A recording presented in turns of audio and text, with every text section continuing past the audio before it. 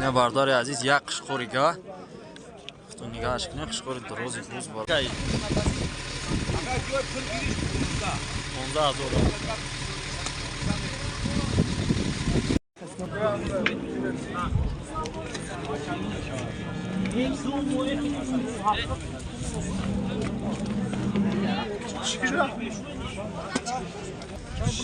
چند تا داری؟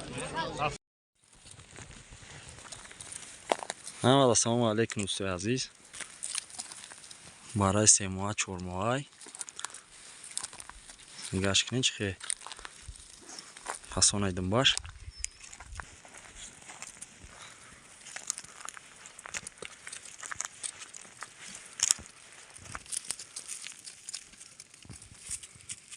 ما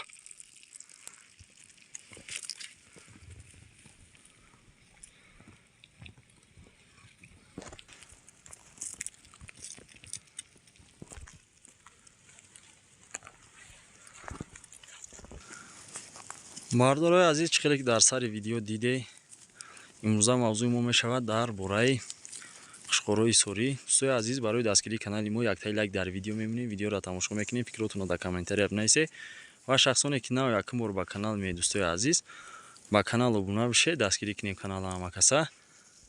بردارایی که مول کردنیه یا که مول میکنید در آینده امروز در باره قشقور موندن و طول گرفتن برای شما کمترک معلومات دادیم دوستای عزیز. چه خیلی قشقور در مول مونیم که نسل طولی خوب بگیریم، در همین موضوع برای شما کمترک دوستای عزیز معلومات میتیم. امروز بردارایی که در مولتون اگر بخواین قشقور مونین طولی ساز بگیرین این مول دوستای عزیز، یک سویت برادرانه ای همه خوب قشقوری حصوری قشقوری 2 سال برای همین قدر دوستای عزیز در بازار نرخشون قیمتن 2 سالش قریب 5,000 سومون، 5,000 5,500 4,000 هر خیلی دوستای عزیز. قشقوری همین پیشه هیچی نگیری 6,000 سومون میگیری. با همون خاطر اگر فورتون که برای خوب بگیرین دوستای عزیز در مولتون اولین درجه قشقوری خوب بمونین، برای که اگر قشقور خوب نباشه طولی خوب نمیگیری بردارای عزیز.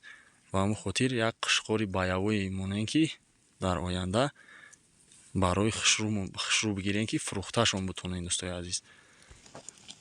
یک قشقوری سوری به حساب میونه دوستای عزیز 170 تا 200 کیلو را ویس میگیره. قشقوری سالمه که مقصد میورزش به درجه تا 200 کیلو را میگرفته.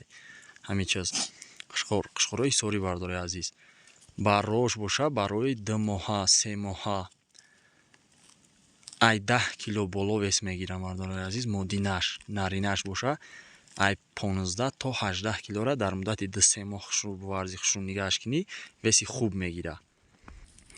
گوسپندای مادینه باشن بردارای عزیز، گوسپندای مادینه تازه حصاری ای 70 تا 100 کیلو را ویس میگیرند. یا یک پروده هستند دوستای عزیز که همین گوسپندای حصاری خدمون در شرایط کوهستان بردارای عزیز، در کوهستان در برف در بارون که تپده به همون شرایط تا باورم بردارو.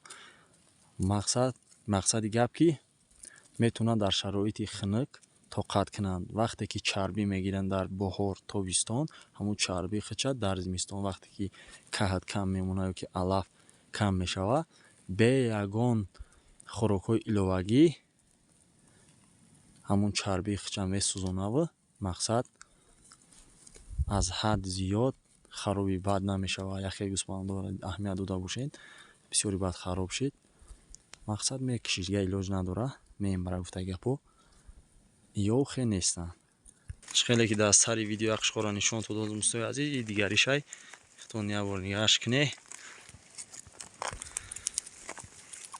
یورا یکم سال مونده ایسیم در مول نصیب باشه طول میگیریم براشون با نوار میگیرم.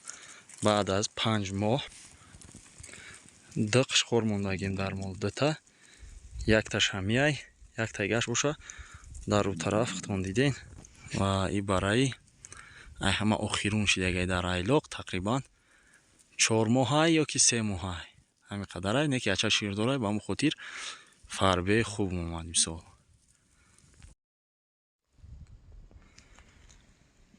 این باشه دیگریش خطون دیدینش дасту пош хубай мақсад иштиёшам хубай гуфтай гапо фарбегишам ҳама тарафай ба ҳамн хотир дар мол монда мира. иш кам тарак ба одам аҳлай эмш метем уша намешава. ина иш биҳад аҳлай ишам давид умад.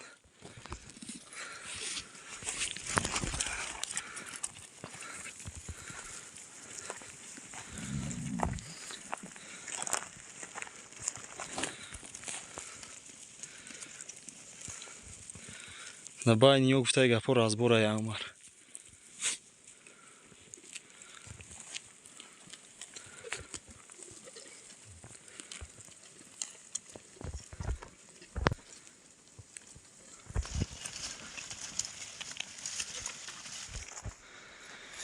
خلاصای گپ دوستای عزیز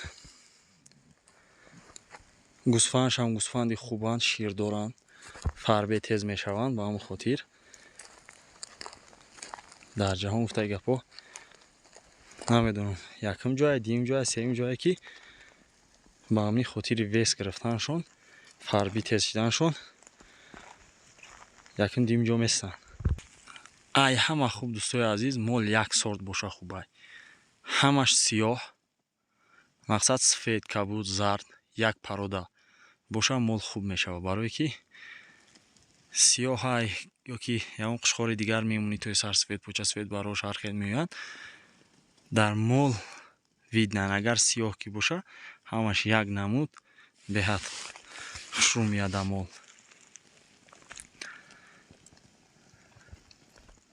نصیب یک چند روز بعد برف دادای پنجم ششم امروز یکم دکبر مال و دیگر ممکن بروردن نتونیم. اگر برف کم بزنه میبرونیم میچرونیم اگر برف بسیار زد مال محکم میکنیم در درون در آغل تا ماه مارت یا که اپریل در درون نگاش میکنیم با بعد ماه اپریل که برف کم تا اوشید نصیب باشه با بیرون میبرونیم میچرونیمش. پارسال با اونان در میاد تبدن یا کلام کلام بودن و یا 3 سال بودن قشقارو 4500 فروختیم. شو مقصد نه که در خشروگی و زیبی ای هم فربه هم کلام هم دروزای قشقار باید اولین درجه دست پادار باشد بلندی دراز باید باشه که با قشقاروی بلندی دراز براشون هم بلندی دراز میان. وقتی دراز باشه مقصد دنباش کشال فربه باشه داشتشون میتوه نیام میسوریان نکی کبود. مردار عزیز کم و بیشم بود معلومات برای شما. زنده باشه مردار عزیز. ویدیو را دستگیری میکنه فکراتونو در کامنتاری حتما بنویسه لایک فراموش نکنه. نصیب باشه ویدیوی بعدی نرخ نوای چاروا را به نوار میگیریم برای شما از بازار.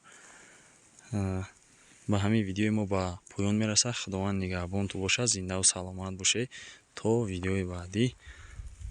زنده باشه دوستای عزیز.